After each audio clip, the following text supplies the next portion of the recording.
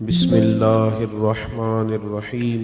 استقبال رمضان المبارک کے عنوان سے اس بابرکت محفل پاک کا انعقاد کیا گیا ہے۔ اللہ تعالی ہم سب کا یہاں جمع ہونا اپنی بارگاہ میں قبول فرمائے۔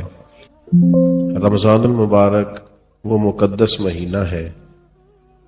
حضرت سلمان فارسی رضی اللہ تعالیٰ عنہ بیان فرماتے ہیں کہ اس ماہ مبارک کے آنے سے پہلے اللہ کے پیارے حبیب صلی اللہ تعالی علیہ وسلم نے اس کی شان میں خطبہ ارشاد فرمایا۔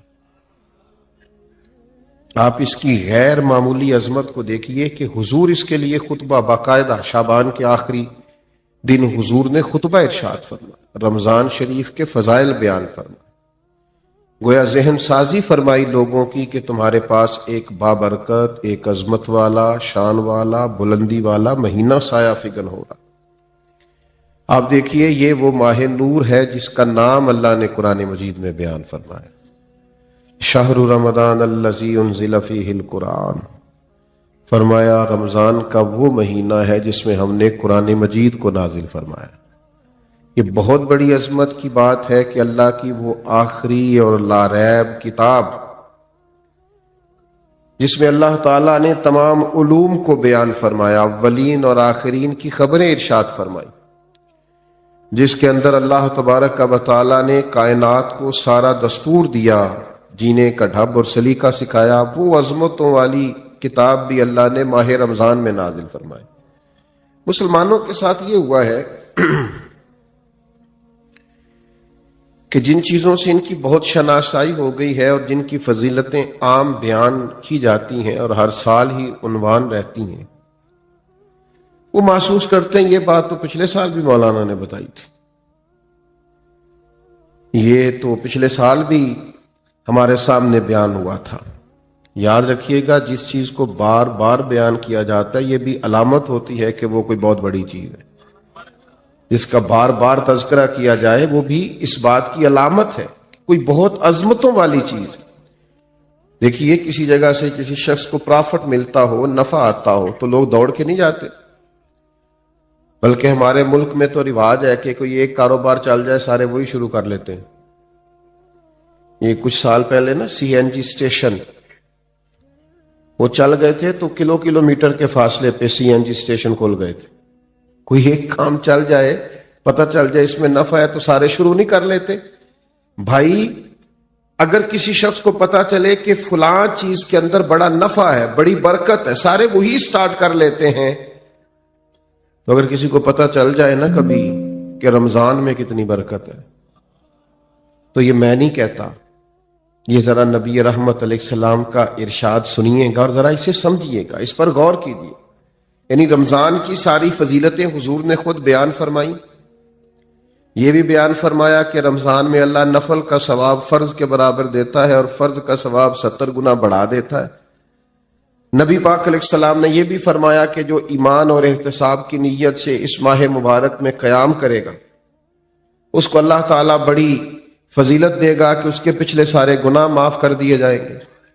یہ ساری شانیں بیان کرنے کے بعد جو ایک جملہ حضور نے ہمارے ذہنوں میں چھوڑا ہے نا، جو ایک بات، اس کو سمجھیں، اس پر غور کریں۔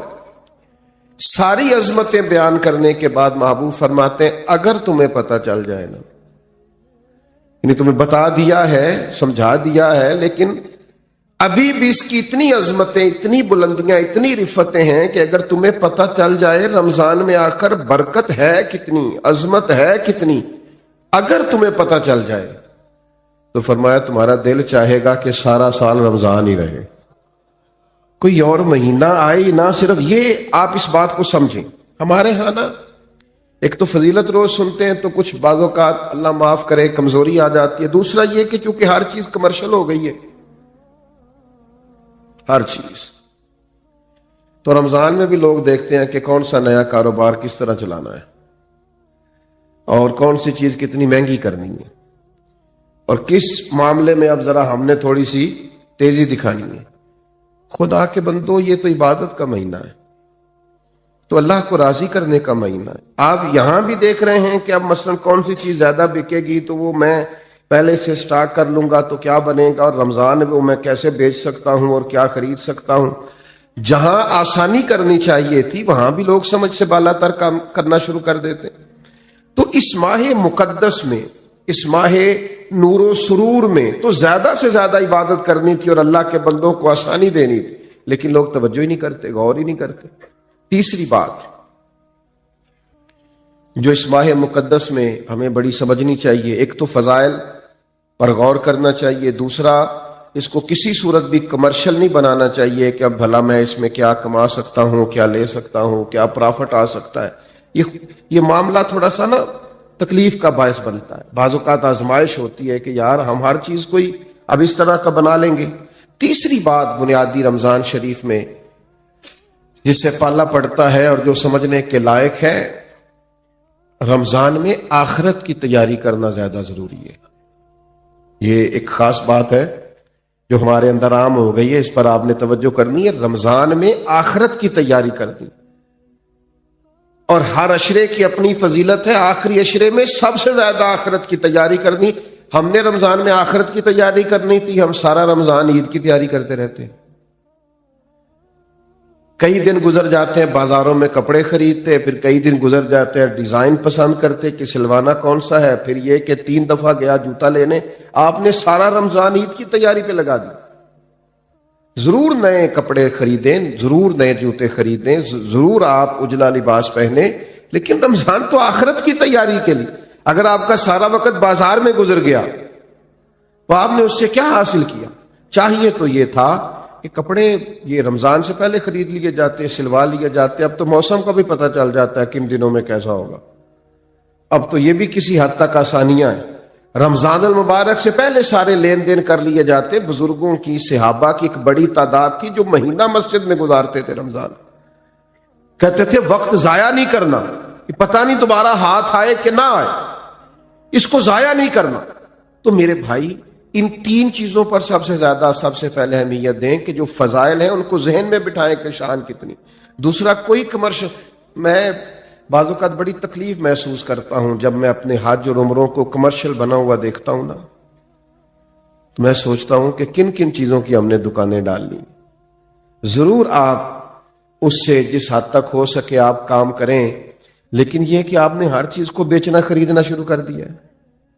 یہی حال رمضان کے ساتھ ہوتا ہے۔ بہت سارے معاملات میں ہم دیکھتے ہیں کہ کمرشلزم بڑا عروج پہ، اور تیسری بات یہ کہ سارا ٹائم نئے نئے ملبوسات خریدنے میں ضائع کر دیتے ہیں۔ تو 3 باتیں تو یہ سمجھیں۔ پھر 3 عبادات ہیں رمضان کی۔ پہلے تو روزہ رکھنا، اور روزہ اس طرح رکھنا ہے کہ روزہ صرف پیٹ کا نہ ہو، تھوڑا زبان کا بھی ہو۔ حضور نے فرمایا تم سے کوئی لڑنا جھگڑنا چاہے تو اسے کہہ دو میں نے روزہ رکھا ہوا ہے۔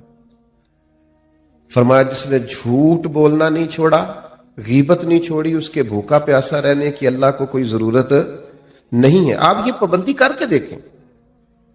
روزہ تقوی کا سبق اور درس دیتا ہے۔ تھوڑا اپنے آپ کو پابند کریں کہ رمضان المبارک کا ماہ نور ہے، میں نے جھوٹ زبان سے نکالنا ہی نہیں، میں نے کوئی خلاف واقعہ بات نہیں کرنی، کچھ بھی ہو جائے مجھے زیادہ گفتگو ہی نہیں کرنی چونکہ میں روزہ دار ہوں۔ حضور علیہ السلام کی بارگاہ میں خواتین حاضر ہوئی تھیں، تو انہوں نے کہا کہ ہم نے روزہ رکھا ہوا ہے۔ تو محبوب نے فرمایا یہاں کہہ تو کرو۔ تو کہہ کی تو گوشت کے لوتھڑے اور بوٹیاں ان کے حلق سے نکلیں۔ تو کریم فرمانے لگے تم نے وہاں بیٹھ کے غیبت نہیں کی؟ تو حالت روزہ میں تم نے مردہ بھائی کا گوشت نہیں کھایا؟ تم نے غیبت نہیں کی؟ تو بھئی آپ نے رب روزہ رکھنا ہے تو پھر تھوڑا سا اپنے آپ کو سمجھانا ہے۔ کوئی جھوٹ نہیں، کوئی غیبت نہیں، کوئی بدی نہیں، کوئی بددیانتی نہیں، کوئی بد نظری نہیں، کوئی بے حیائی نہیں۔ رمضان المبارک کا چاند طلوع ہوتے ہی اب اپنے آپ کو پورے طور پر کنٹرول کریں۔ رمضان محتاط رہنے کا مہینہ ہے، اس میں تھوڑی سی احتیاط کریں، اس میں تھوڑا سا غور کریں۔ اور اب تو الزام بھی کسی پہ نہیں دے سکتے کہ فلانے نے کرایا، شیطان تو ویسے ہی قید ہوتا ہے۔ اب تو اس کا نام لے کے جان بھی نہیں چھوٹے گی، وہ تو قید میں ہے۔ اب تو اپنے آپ پر پابندی ہی لگانی ہے۔ اب تو یہ کہ کنٹرول کرنا ہے تو پہلی بات یہ کہ روزے کو بڑے حسن کے ساتھ ادا کریں، بڑی پاکیزگی کے ساتھ۔ روزہ بڑی نعمت ہے، آپ یقین کریں روزہ رکھا ہوا ہوتا ہے نا انسان نے تو عجیب سی وہ روحانیت محسوس کرتا ہے۔ روزہ عقیدہ توحید کا بہت بڑا اظہار ہے، پتہ چلتا ہے کہ یہ بندہ رب کو ماننے والا ہے۔ کیوں کہ آپ گھر کے اندر اکیلے ہیں اور دروازے سارے بند ہیں اور کھانے کو ہر چیز پڑی ہے، تو کیوں نہیں کھا رہے آپ چوری لوگوں سے؟ بہت ساری عبادات میں لوگ معاذ اللہ دکھاوا نہیں کر لیتے، ہر چیز موجود ہے گھر میں، فریزر بھرا ہوا ہے انواع و اقسام کی چیزوں سے، کیوں نہیں کھا رہے؟ اس لیے نہیں کھا رہے کہ میرا رب مجھے دیکھ رہا ہے۔ عقیدہ توحید کی اتنی مضبوطی حالت روزہ میں حاصل ہوتی ہے کہ بندہ نور علی نور ہو جاتا ہے۔ تو یہ ایک بہت بڑی پریکٹس ہے رمضان المبارک کے اندر کہ پھر انسان اپنی مجموعی زندگی میں اسے لاگو کرے کہ مجھے صرف کیمرے کی آنکھ نہیں دیکھ رہی، مجھے وہ رب دیکھ رہا ہے جسے نہ اونگ آتی ہے نہ نیند آتی ہے۔ یہ بہت بڑی ایک سعادت ہے، اور آپ پھر اس سے جو روحانیت پھوٹتی ہے، جو جلوے بنتے ہیں، جو رعنائی پیدا ہوتی ہے۔ حضور علیہ السلام نے فرمایا رب کو تو روزہ دار کے منہ سے جو خوشبو آتی ہے وہی بڑی پیاری لگتی، اللہ کو پسند بڑی، وہ جو تیرے منہ سے بو آتی، خوشبو آتی، وہ اللہ کو محبوب ہے۔ تو روحانیت کے ساتھ روزہ رکھا جائے۔ دوسری بات، رمضان اور قرآن کا آپس میں بڑا تعلق ہے۔ ابھی میں نے آیت پڑھی نا، شہر رمضان الذی انزل فیہ القرآن، رمضان اور قرآن کا آپس میں بڑا گہرا رشتہ ہے۔ نبی کریم صلی اللہ تعالی علیہ وسلم کی بارگاہ میں حضرت جبریل امین علیہ السلام رمضان میں حاضر ہوتے تھے اور قرآن مجید کا دور کرتے تھے۔ بڑے خوش نصیب ہیں وہ حفاظ کرام جو قرآن مجید کا دور کر رہے ہوتے ہیں۔ نبی کریم حضرت جبریل امین کو قرآن مجید سناتے، پھر حضرت جبریل امین حضور کو قرآن مجید سناتے۔ یہ مسجدوں میں جب حفاظ، قراء، آئمہ یہ بیٹھ کر قرآن مجید پڑھ رہے ہوتے ہیں تو یہ ان جلووں کی یاد تازہ کرتے ہیں جو جلوے محبوب نے دکھائے اور حضرت جبریل امین کے ساتھ دور فرمایا۔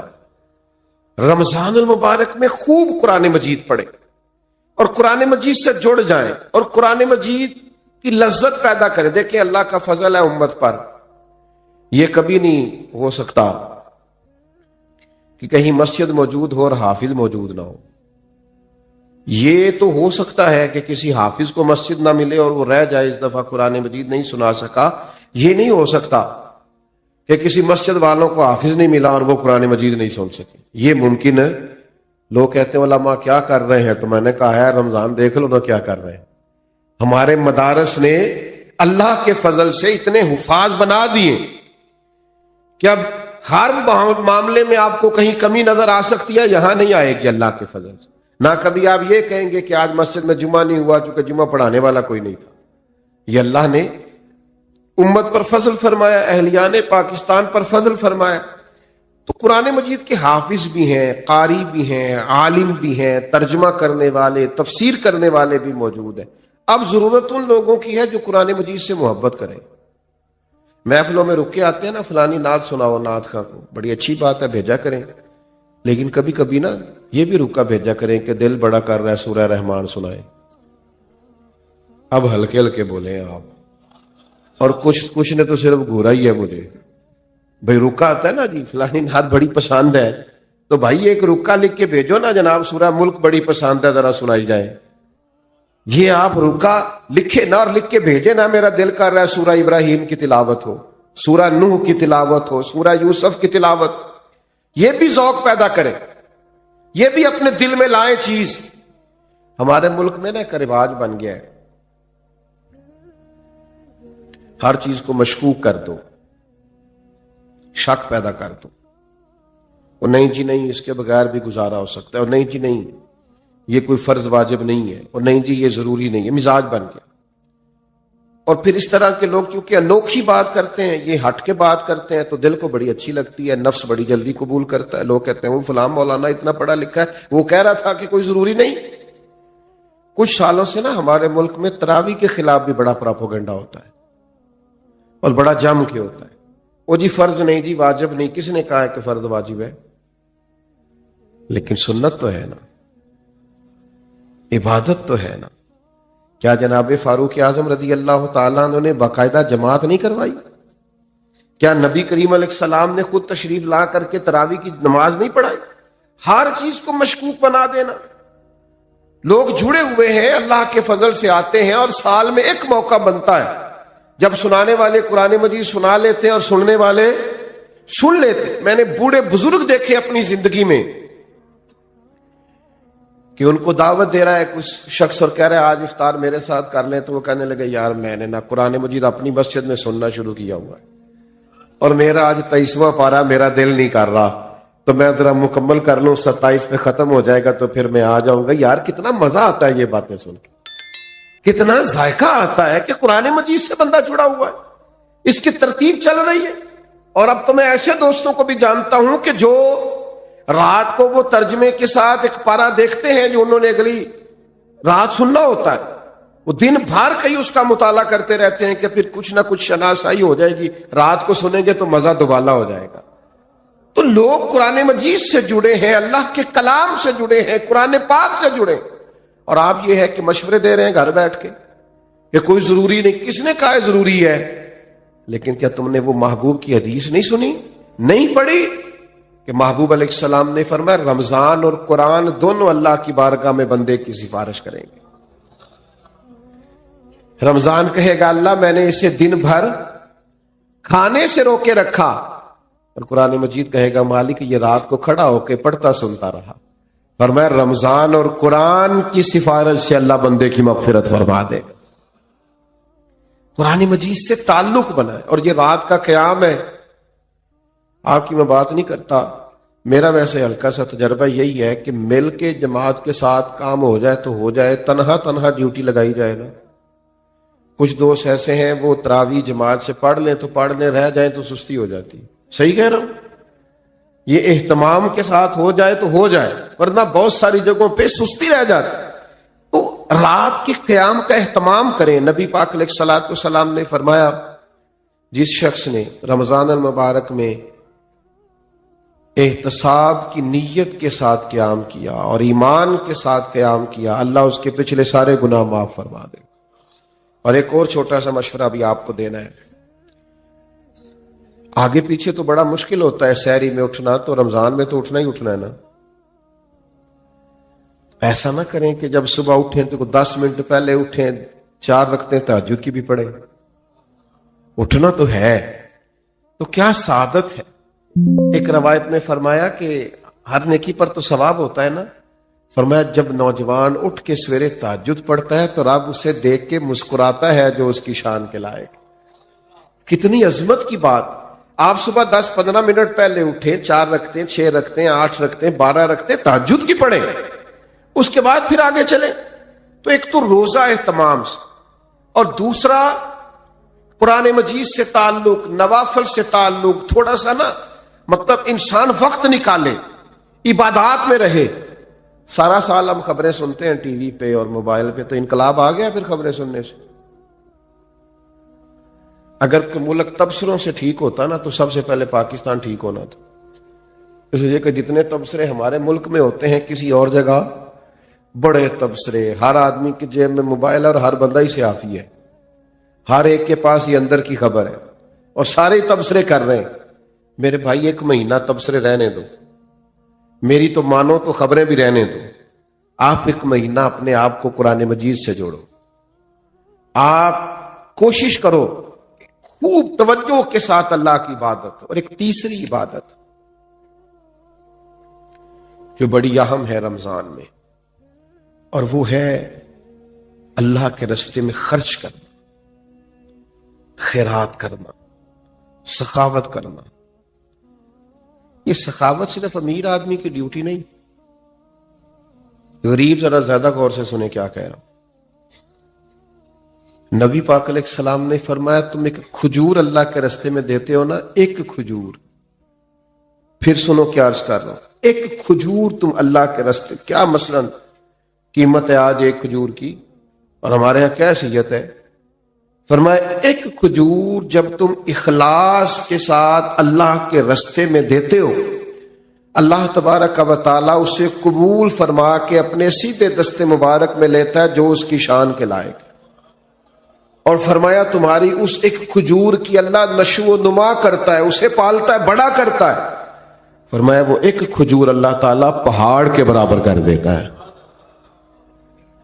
اور ایک یہاں تو ایک کھجور کی بات ہے نا، ایک حدیث میں حضور نے فرمایا دوزخ سے بچ جاؤ، چاہے کھجور کا ایک ٹکڑا صدقہ کر کے بچ جاؤ، لیکن دوزخ سے بچ جاؤ۔ کچھ خیرات، کچھ صدقات اس کا مزاج پیدا کرے۔ اور ہمیں تو دین نے یہاں تک کہا ہے، سخاوت یہاں سے شروع کرنے کا فرمایا کہ گوشت بناؤ تو شوربہ زیادہ کر لیا کرو، پڑوسیوں کو بھی شامل کر لو۔ نبی کریم علیہ السلام نے فرمایا شوربہ ذرا زیادہ کر لو اور پڑوسیوں کو شامل کر لو۔ کچھ لوگ سخاوت کا مزاج نہیں رکھتے، وہ کہتے ہیں میں خود بڑا غریب ہوں۔ او بھائی، بانٹنے کا مزاج تو بنائے، اللہ عطا بھی کرے گا۔ 2 آدمیوں کا کھانا 3 آدمی کھا سکتے ہیں، 3 کا 4 آدمی کھا سکتے ہیں۔ ہم نے دیہاتوں میں وہ بزرگ بھی دیکھے جو صرف اپنی پکی ہوئی افطار لے کے مسجد میں چلے جاتے تھے، کہتے تھے شاید کو مسافر بھی آ جائے تو میں شامل کر لوں گا۔ صرف اپنے لیے جو افطار کا سامان تھا اسی کو ذرا بڑھا کے لے جاتے کہ مسجد میں جا کے کھولتا ہوں روزہ، شاید وہاں مجھے کوئی مسافر مل جائے۔ سخاوت مال سے ہوتی نہیں، اگر بندے کا دل بڑا نہ ہو تو۔ صرف پیسوں سے نہیں ہوتی اگر ظرف بڑا نہ ہو تو۔ اور بندہ غنی ہمیشہ دل کا ہوتا ہے۔ کتب احادیث میں پورا باب ہے کہ بندہ دل کا غنی ہوتا ہے۔ اس لیے درویش نے کہا تھا مالاں والے سخی نہیں ہوندے تے سخیاں کول مال نہیں ہوندا، مالاں والے سخی نہیں ہوندے تے سخیاں کول مال نہیں ہوندا، ہاں ایتھے اوتھے دوویں جہانی سخی کنگال نہیں ہوندا۔ یہ مت سمجھنا پھر اس کے پاس ہوتا کچھ نہیں، وہ کرتا سخاوت ہے، پر کیا بات، وہ کنگال نہیں ہو سکتا، ہر وقت اس کی جیب بھری رہتی۔ میرے بھائی خوب سخاوت کریں۔ نبی پاک علیہ السلام نے فرمایا کسی کو روزہ افطار کراؤ، اتنا ثواب اسے رکھنے کا ملے گا اتنا تمہیں افطار کرانے کا ملے گا۔ اور فرمایا یہ تو اس کے لیے بیان کیا جو صرف ایک گھونٹ پانی سے یا ایک کھجور سے افطار کرائے، جو پیٹ بھر کے کھلائے اس کا تو اجر وراء الورا۔ نبی پاک علیہ السلام کی سخاوت رمضان میں بڑھ جاتی، حضور قیدیوں کو رہا کرتے، بانٹتے، زیادہ سے زیادہ دیتے اللہ کے راستے میں۔ لیکن ہمارے ہاں سیاسی افطاریاں ہوتی ہیں، سیاسی، یعنی اپنے اپنے تعلق والوں کو بلایا کسی وی آئی پی جگہ پہ اور وہاں جناب بہترین اچھے کھانے بوفے شوفے لگائے، تو جو غریب بیچارے جن کا حق بنتا تھا، جن کے لیے ضرورت، وہ مجھے بچے کہنے لگے ہم روز دسترخوان لگاتے ہیں، بڑے لمبے خرچے ہیں۔ تو میں نے کہا بتاؤ کبھی کوئی امیر بھی آ کے بیٹھا ہے تمہارے دسترخوان؟ کہنے لگے نہیں، غریب لوگ ہی آتے ہیں۔ تو پھر میں نے کہا تم اللہ کی اس بات پر راضی نہیں ہو کہ رب کریم نے توجہ دلا دی ہے، یہاں آ جاتے ہیں غربا کہ چلے یہاں افطار کر لوں، بہت بڑی سعادت ہے۔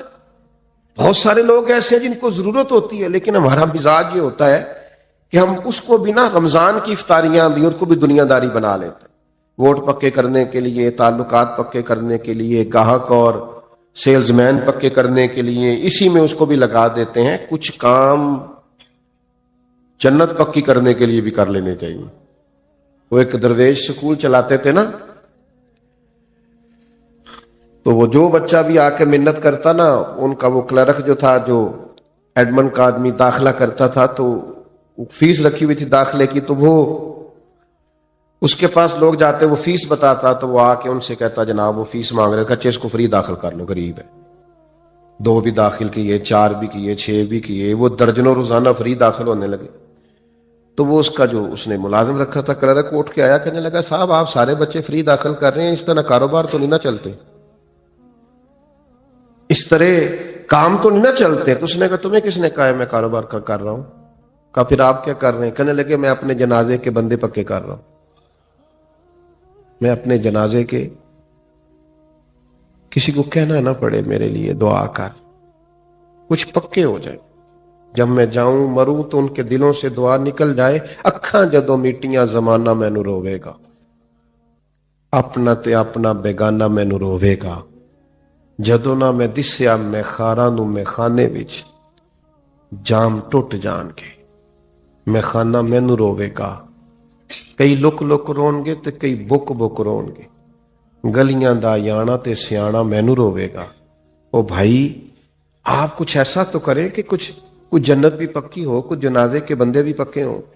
ساری یعنی رمضان میں بھی افطار کرانے لگے تو وہی آپ نے پکے کر لیے اپنے ووٹر سپورٹر اور سیلز مین اور گاہک کس چکر میں پڑ گئے. تو میں کہہ رہا تھا کہ ہر چیز کو کمرشل نہ بنائے. یہ ماہ نور و سرور رمضان المبارک, اس میں پوری تیاری کے ساتھ داخل ہوں, پورے حسن ظن کے ساتھ داخل, ساری برکات اس کی سمیٹنے کی کوشش کریں. 3 باتیں میں نے شروع میں نصیحت کی عرض کی, پھر 3 عبادات پہ زور دیا, اب 3 گزارشات کرنی ہے آپ سے. کر لوں جی؟ چلیں جمہوری ملک ہے, آپ سارے نہیں بول رہے, کر لوں بات. ایک تو رمضان میں غصہ نہیں کرنا, مشکل کام بتا دیے. غصہ نہیں کرنا, نہ گھر والوں پہ نہ باہر والوں پہ. کچھ لوگ باہر بالکل نہیں کرتے, گھر بہت زیادہ کرتے. تو غصہ نہیں کریں, چھوڑ دیں. اس سے نا روحانیت پہ بڑا اثر پڑتا ہے. کبھی کبھی غصہ انسان کو تکبر تک لے جاتا ہے, وہ خطرناک صورتحال ہو جاتی ہے, روحانی زندگی میں بڑی تباہی مچاتا ہے. دوسری گزارش آپ سے یہ کرنی ہے کہ ماہ رمضان المبارک میں کوشش کریں, آپ جن سے آپ ناراض بھی ہیں نا, اگر کچھ ایسا ہے نا کہ آپ ان کو معاف نہیں کر پا رہے تو رمضان میں کر دیں معاف, بوجھ اتر جائے گا. آپ تو معاف کر کے جائیں نا اللہ کی بارگاہ میں, آپ تو گنجائش پیدا کریں نا, آپ نے روزے رکھنے, اللہ کے حضور حاضر ہونا, معاف کر دیں. یہ معافی بڑی برکت والی چیز ہے, کلیجہ ٹھنڈا ہو جاتا ہے. بدلہ لے کے انسان تنگ ہوتا ہے, انتقام لے کے اور زیادہ گھٹن فیل ہوتی, لیکن معاف کرنے سے سکون پیدا ہوتا ہے, ٹھنڈک محسوس ہوتی ہے. تیسری میری گزارش آپ سے یہ ہے, رمضان المبارک میں لوگوں کے لیے آسانیاں کرنے کی کوشش کریں. خود سے محسوس کر لیں کہ کہاں آپ کی ضرورت ہے اور آپ وہاں پہنچ جائیں. اگر آپ کہیں نماز پڑھنے کے لیے بھی جاتے ہیں تو ایثار کا مظاہرہ کریں, دوسروں کو گنجائش دے دیں, دوسروں کو موقع دے دیں. اگر آپ کا کہیں لین دین ہے اور سامنے والا تنگ دست ہے تو اس ماہ مبارک میں کم از کم اس کے لیے آسانی رکھیں, گنجائش کریں. جس حد تک ہو سکے دوسروں کو تکلیف سے بچائیں. آہستہ آہستہ نہ کچھ شدتیں سی پیدا ہو گئی ہیں مسلمانوں کے دلوں میں, اپنی ذات کے لیے رنجشیں بڑھ گئی ہیں.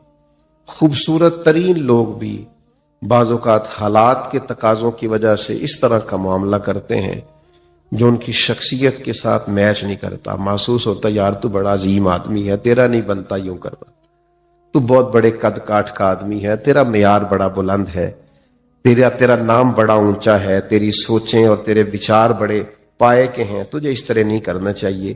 رمضان شریف بہت بڑی تربیت کا ماہ مبارک. کوشش فرمائیں اس میں کہ آپ درگزر سے کام لیں, آپ آسانی کریں, آپ کوشش کریں کہ کسی شخص پر بوجھ نہ بنے. میں تراویح پڑھنے کے لیے لوگ آیا کرتے تھے تو ایک دفعہ حافظ صاحب سے نا کچھ ان کو مشابہ زیادہ لگے سنانے میں, تو ایک دوست کہنے لگے کہ میں نے ان سے بات کرنی ہے. میں نے کہا آج نہ کرنا. کہنے لگے کیا مطلب؟ میں نے کہا آج آپ نے بات نہیں کرنی, اس لیے کہ وہ پہلے خود بڑے ڈسٹرب ہیں, وہ جو زیادہ لگے ہیں نا ان کو درمیان میں جا کے, وہ پچھلوں کی انہوں نے ٹینشن لی ہے کہ میں تو اتنا یاد کیتا سی ایک ہی بڑے ہیں, تو آپ کو نہیں پتا تو بوجھ کیوں بنے ہم کسی کی طبیعت پہ. تو آج نہ سارے ان کو شاباش دے کے گزر جاتے ہیں, تو کل بات کریں گے. تو اللہ نے فضل کیا, کل ایسا ہوا ہی کچھ نہیں. تو ہم بعض اوقات اتنا پریشرائز کر دیتے ہیں بعض چیزوں کو کہ جب کوئی بندہ پریشر میں آ کے کوئی کام کرتا ہے تو صحیح بھی کرنا ہونا تو اسے غلط ہو جاتا ہے. تو تھوڑی گنجائش دینی ہے, لوگوں کے لیے آسانی کرنی ہے. کہیں بس اسٹاپ پہ, کہیں خریداری کے لیے جائیں, کسی جگہ بھی تھوڑی گنجائش دیں کہ جناب آپ پہلے کر لیں, میں انشاءاللہ کر لوں گا, میرے پاس وقت ہے, ٹائم ہے. تھوڑا سا حوصلہ بڑا کر کے جئیں, جینے میں مزہ آئے گا, لطف اور سرور حاصل ہوگا. یہ بڑی خوبصورت بزم سجائی گئی اور پھر اتنے خوبصورت عنوان پر کہ ہم نے رمضان المبارک کے تعلق سے کچھ باتیں کی. اللہ تعالیٰ اس خیر سے ہمیں بہت زیادہ حصہ نصیب فرمائے. اللہم صلی علی سیدنا و مولانا محمد معدن الجود والکرم وآلہ وبارک وسلم. اللہ ہمارا مل بیٹھنا اپنی بارگاہ میں قبول فرما. اللہ تعالیٰ اس کی برکت سے ہمارے گناہوں کو معاف فرما دے, ہمارے گناہوں کو معاف فرما دے. ہماری غلطیوں سے درگزر فرما، ہمارے علم کو نافع فرما، ہمارے اعمال کو صالح فرما، اخلاص کی نعمت عطا فرما، للہیت عطا فرما، سجدوں کا ذوق عطا فرما، عبادتوں کا شوق عطا فرما، تلاوتوں کی لذت عطا فرما۔ اللہ تعالیٰ بیماروں کو شفا عطا کر دے، مقروضوں کو قرض کے بوجھ سے رہا کر دے، تنگ دستوں کے رزق میں وسعت پیدا فرما دے۔ کریم مالک، جن دوستوں نے یہ بزم سجائی ہے انہیں بہترین صلہ عطا فرما۔ قرب و جوار سے یا دور دراز سے جتنے بھی دوست تشریف لائے، اللہ تعالیٰ سب کو اپنی بارگاہ رحمت سے جزائے خیر عطا فرما، اجر عظیم عطا فرما، امت کی خیر فرما، عالم اسلام کی خیر فرما، پاکستان پر اپنا فضل فرما۔ اللہم انا نسألک العفو والعافیۃ فی الدین والدنیا والآخرہ، رب اغفر وارحم وانت خیر الراحمین، وصلی اللہ تعالی علی حبیبہ سیدنا محمد۔